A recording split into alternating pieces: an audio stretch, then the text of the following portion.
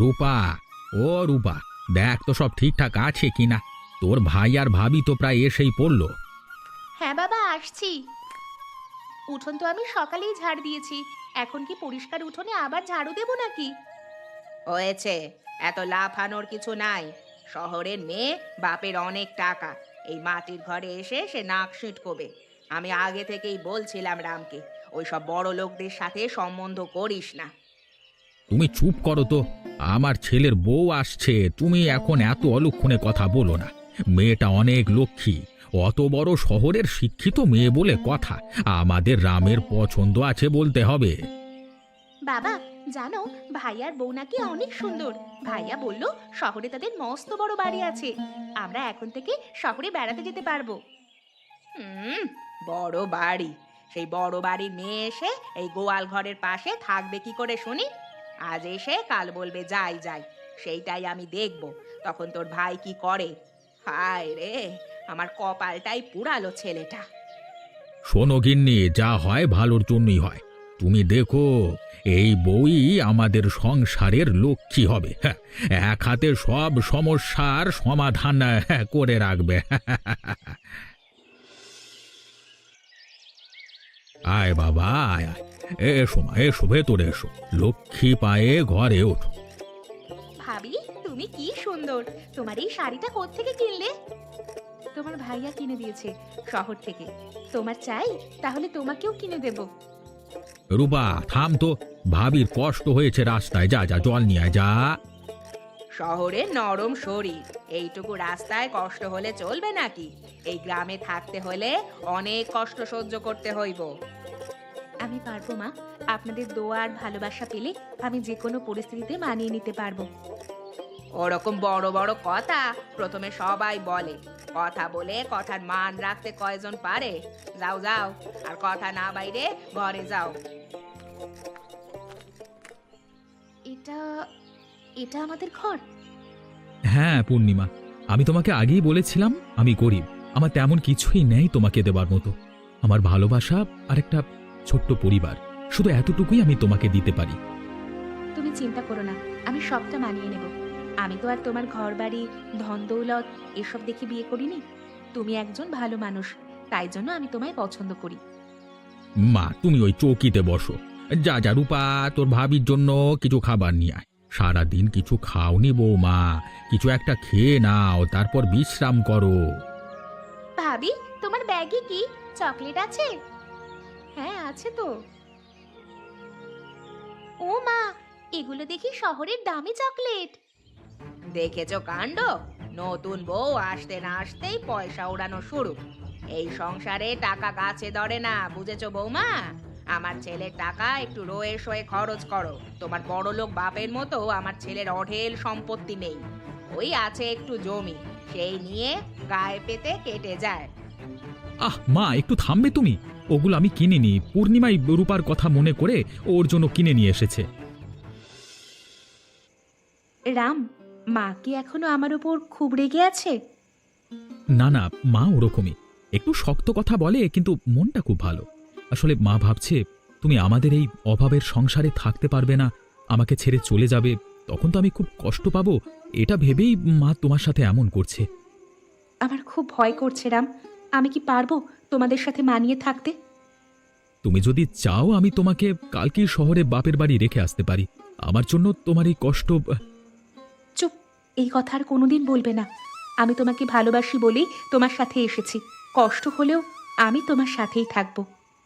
কিন্তু এই মাটির ঘর, এ অভাব, তুমি যদি আমাকে ছেড়ে যাও, মায়ের সন্দেহ যদি ঠিক হয়। রাম, তুমি অভাব কিসের দেখছো? তুমি আছো, বাবা আছে, রূপা আছে, আর মাও ঠিক একদিন আমাকে মেনে নেবে। আমার বিশ্বাস হয় না পূর্ণিমা, তুমি সব ছেড়ে আমাদের সাথে চলে এসেছো। আমি কিচ্ছু ছাড়ি নাই। তুমি এসব অদ্ভুত কথা বলা বন্ধ করো। এখন ঘুমাবে চলো। কাল থেকে আমাদের নতুন জীবন শুরু। তোমার ঘুম আসবে তো এ খাটে? তোমার বুকে মাথা রেখে ঘুমিয়ে পড়লে আমার আর কোনো কষ্টই নেই।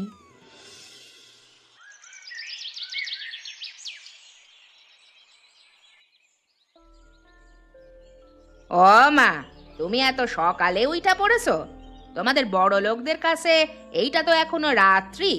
শহরে নাকি 10টার আগে কারো ঘুম ভাঙে না। হ্যাঁ মা, কিন্তু এখন তো আমি আর শহরে নেই, গ্রামে আছি। ভাবলাম আপনাকে একটু সাহায্য করি। আমাকে বলুন মা, আমি কোন কাজটা করে দিলে আপনার সুবিধা হয়? আচ্ছা, তাইলে ওই চালগুলো ধুয়ে আনো, আমি তরকারিটা কাটাকুটি করি। মা, এই চুলা ধোঁয়া হয় কেন? আমাদের তো গ্যাসের চুলা। গ্যাসের চুলা? সেটা আবার কি? আমরা তো এই মাটির চুলাতেই রান্না করে খাই, এসবের মুরদ নেই। আমার ছেলেকে যেন আবার ওসব কিনতে বলো না। না মা, আমি তাকে গ্যাসের চুলার কথা বলবো না, কিন্তু আমি নিজেই মাটির চুলায় রান্না করা শিখে নেব। ভাবি, তুমি ভাত রাঁধতে পারো? না রে, আমি তো কোনোদিন রান্না করি নাই। কি, রান্না পারো না? তাইলে আমার ছেলেকে নেদে বেড়ে খাওয়াবে কে? আমি জানতাম এই মেয়ে কোনো কাজের না, খালি দুদিনের প্রেমের জন্য আমার সংসারে অশান্তি। সমস্যা নেই মা, আমি আপনার সাথে প্রতিদিন একটু একটু করে কাজ করতে করতে শিখে যাব। থাক থাক, হয়েছে, তোমাকে আর চাল ধুতে হবে না, আমি ধুয়ে আনছি। আচ্ছা ভাবি, তুমি ওইখানে বসো, আমি তোমাকে দেখাই কি করে রান্না করতে হবে।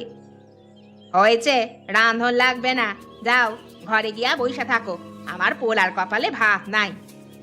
না মা, আমি ঠিক পারবো, আমাকে একটু চেষ্টা করতে দিন।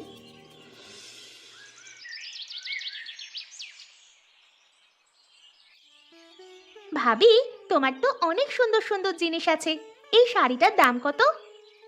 এটা এটা আমার মা দিয়েছে। আমারে একটা দিবে?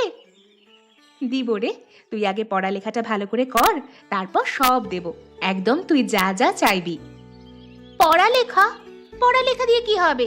আমার তো বিয়ে হয়ে যাবে। মা বলেছে আমার বিয়ের বয়স হয়ে যাচ্ছে, এখন থেকে মায়ের কাছে সব কাজ শিখতে। কে বলেছে এই কথা? পড়ালেখা করলেই তুই নিজের পায়ে দাঁড়াতে পারবি, কারো উপর ভরসা করা লাগবে না। সত্যি ভাবি? তুমি কি অনেক পড়ালেখা করেছো? হ্যাঁ, আমি কলেজে পড়েছি। তাইলে তুমি আমাদের মতো গরিব ঘরে বিয়ে করলে কেন? কারণ আমি তোর ভাইকে ভালোবাসি। আর শোন, মানুষ টাকায় বড় হয় না, মানুষ বড় হয় তার মানে, তার শিক্ষায়। ভাইয়া অনেক ভালো মানুষ ভাবি, এটা তুমি ঠিকই বলেছো। বড়রা সবসময় ঠিক ঠিকই বলে, বুঝলে? যাও গিয়ে শুয়ে পড়ো, দুপুরে একটা ভাত ঘুম দিতে হয়, ঘুম ভাঙলে পরে পড়তে বসো, কেমন? আমি তোমাকে সাহায্য করব। বাবা, এবার কি হবে? সব তো শেষ। এমন করে চলতে থাকলে কি হবে? ধারের টাকা শোধ দেব কিভাবে? সব ওই অলক্ষী মেয়েটার জন্য। ও ঘরে পা দেবার পর থেকেই সংসারে শনি লেগেছে, সব খারাপ হচ্ছে। মা, পূর্ণিমার দোষ দিচ্ছ কেন? ঝড় বৃষ্টি তো ওর হাতে কিছু নেই, তাই না? হ, জানিস তুই, কিন্তু ওই মেয়ে আসার পর থেকেই সব উল্টো পাল্টা হচ্ছে। না পারে রান্না, না পারে কোনো কাজ, খালি বসে বসে বাপের টাকার দেমাগ দেখায়। বৌমার নামে বাজে বকবে না একদম। তুমি শুধু খুঁজে খুঁজে মেয়েটার দোষ বের করো, ওর গুণ চোখে পড়ে না তোমার, তাই না? তুমি পূর্ণিমাকে ভুল বুঝছো মা। আমি কোনো ভুল বুঝিনি। বউ এসেছে থেকে তুই আমাকে আর সম্মান করছিস না, সারাক্ষণ শুধু বউয়ের কথায় উঠছিস আর বসছিস। একদিন তোমার চোখ খুলবে, তখন বুঝবে বৌমা আমাদের সংসার নিয়ে কত ভাবে। সেই দিন আর এ জন্মে আসবে না। তোমরা থামো তো। কিরে রাম, নতুন বিয়ে করেছো শুনলাম, তোমার তো দেখাই পাওয়া যায় না, তোমার বাবা কোথায়? কি কাকা, বাবা ঘরেই আছে। ঘরে বসে আছো যে, সুদে টাকা দেওয়ার নাম নেই। আরে বহুত টাকা জমেছে, এগুলো শোধ করবে কবে? পরিষ্কার করে বলো দেখে। ভাইজান, কয়েকটা দিন সময় দিন, চারিদিকে খালি জল আর জল, ফসলগুলো মরে গেছে একদম। ফসল? তোমার ফসল দিয়ে আমার কি কাজ? টাকা পড়েছে আমার, আমি টাকা দিচ্ছি, আমার সুদ সমেত টাকা ফেরত দেবে তুমি, ব্যাস। কিন্তু আমরা তো মাত্র 20,000 টাকা নিয়েছিলাম। 20,000? ওই টাকা সুদ বাড়তে বাড়তে 50,000 হয়েছে। আমার খাতা দেখো। ভাইজান, কিছু একটা করো। তাহলে জমি ছাড়ো, আমি সাফ কথা বলতে এসেছি। আগামী পরশুর মধ্যে টাকা না পেলে তোমার এই ভিটে মাটি আমি দখল নেব। না কাকা, এ কাজ করো না, আমি কোথায় যাব তাহলে? সেটা আমার জানবার বিষয় না, আমার টাকা আমাকে দিয়ে দাও। আমি তো আর তাহলে কিছু চাচ্ছি না। আমি কি তোমাদের এখন মাগনায় টাকা দেব নাকি? একটু সময় চাইছি ভাই, একটু সময় দাও।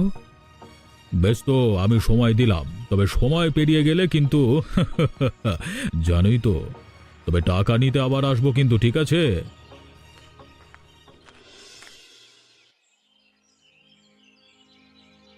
এখন কি হবে? ভিটা ছাড়লে তো পথে বসা লাগবে। ভাইজান, কিছু একটা করো। আমি কি করব? আমার তো কিছুই করবার নেই রে। প্রকৃতির লীলা তো আর আমার হাতে না। আমি বলেছিলাম না, ওই মাইয়া একটা অলক্ষী। ওর জন্যই আজ এই দশা আমাদের সংসারটা। আমার সাজানো গোজানো সংসারটা শেষ হয়ে গেল, শেষ। মা, আপনি সব সময় আমায় কেন দোষ দেন? আমি কি করেছি? আবার জিজ্ঞেস করছো তুমি কি করেছো?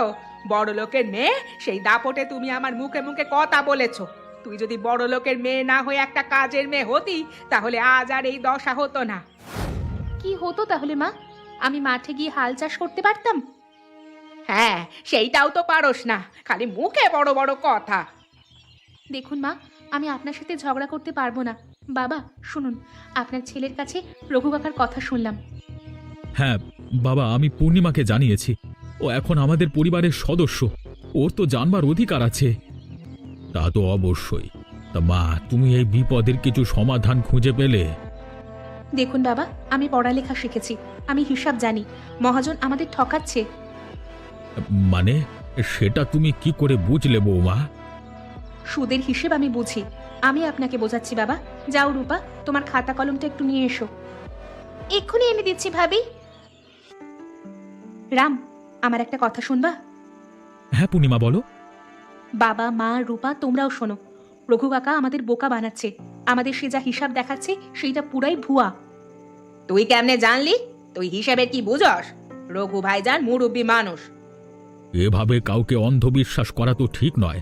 আর পূর্ণিমা বৌমা কি আমাদের খারাপ চাইবে? চাইতেও পারে, কে জানে কার মনে কি।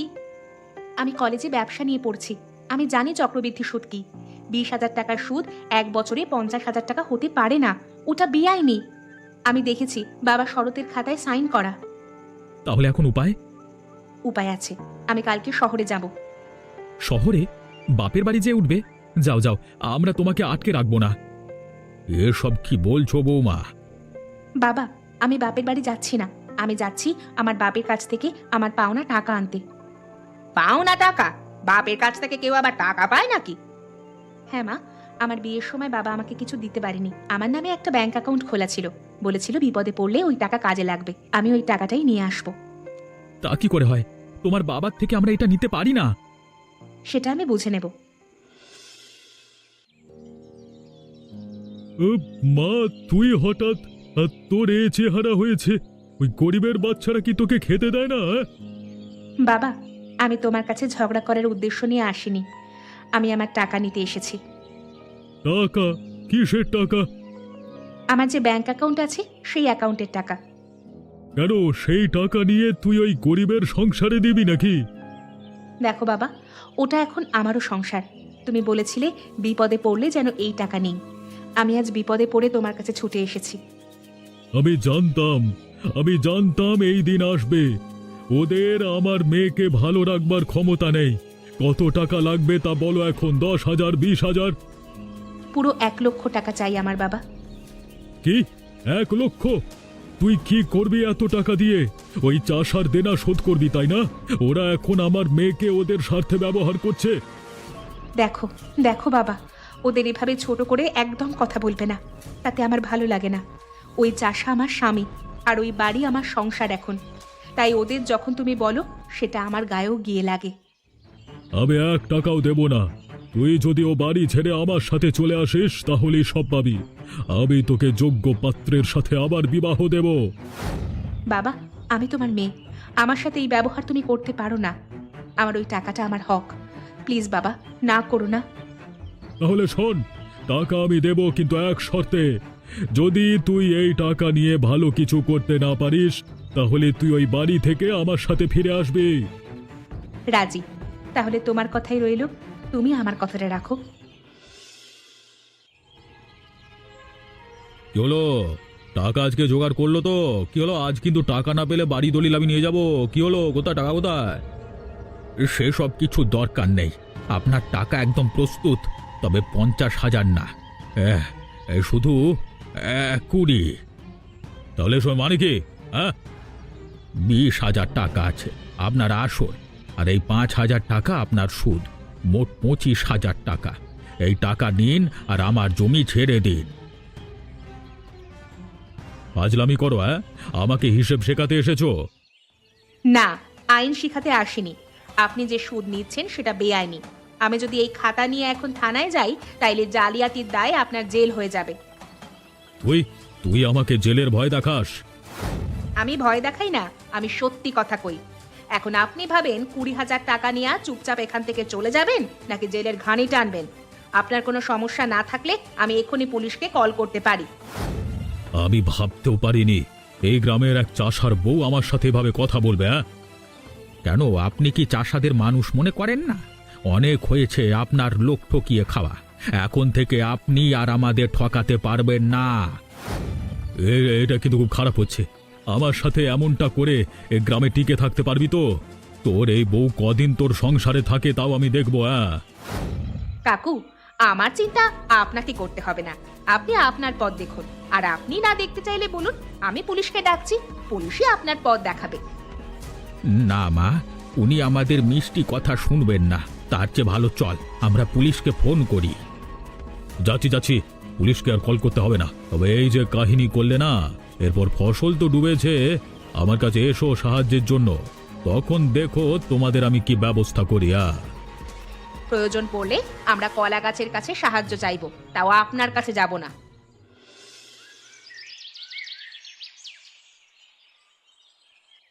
মারে, তুই তো বাঘের বাচ্চা, তুই না থাকলে আজকে আমাদের যে কি হতো, সে এমন ভাবে প্রতিবাদ করতে পারবে আমি তো ভাবতেই পারিনি।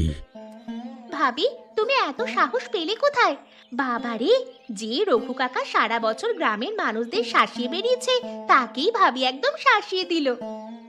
আসলে পূর্ণিমা, আজকে তোমাকে আমি এক নতুন রূপে দেখেছি। তুমি আসলে সর্বে সর্বা গো। যত নকরা, বাপের থেকে কটা টাকা নিয়ে এসেছে তাই নিয়ে এত এত দেমাক। তা বলি, এত টাকা তো ফুরিয়ে যাবে, তারপর কি করবা? মা, আপনি চিন্তা করবেন না। এই সংসারটা এতকাল আপনি আগলে রেখেছেন, এখন আমি এসেছি, এই সংসার আগলে রাখার দায়িত্ব আমারও। আমি সব টাকা রঘু কাকাকে দিইনি। তার মানে তুমি তোমার বাবার কাছ থেকে আরো টাকা এনেছো? না না পূর্ণিমা, এটা কিন্তু ভালো করনি। আমাকে শ্বশুর মশাইয়ের কাছে এভাবে ছোট না করলেও হতো। আরে বুঝিস না, বোঝাতে হবে তো যে আমরা গরিব। হ্যাঁ, তোমরা মেয়েটাকে কথা বলে একটু শেষ তো করতে দেবে। কথা ফুরলো না ওর, তার আগেই তোমরা চিৎকার করে উঠলে। দেখো রাম, এই টাকা বাবা আমার নামে রেখেছিল, তাই আমি নিয়ে এসেছি। এটা আমার হক। তোমাকে বাবার পছন্দ নয় বলে এই টাকা আমায় দেয়নি, কিন্তু যদি আমার অন্য কোথাও বিয়ে হতো তাহলে তো ঠিক এই টাকাটা আমারই হতো, তাই না? আমি বাবার কাছ থেকে একদম 1,00,000 টাকাই নিয়ে এসেছি। কি? তাহলে আমাকে বললে না কেন? বললেই বা তুমি কি করতে? ওই টাকা দিয়ে দেনা শোধ করতে। দেনা শোধ করতে করতেই তো টাকাগুলো শেষ হয়ে যেত। তাতে লাভ কি হতো? তারপর তো আবার তাদের কাছে সাহায্যের জন্য হাত পাততে হতো। দেখুন, রূপাও ছোট মানুষ, কিন্তু বুঝে গেছে। আপনি বুঝতে পারলেন না। আমি দেনা শোধ করতে আসিনি, আমি ব্যবসা করতে এসেছি, আর এই কাজে আপনারা সবাই আমাকে সাহায্য করবেন।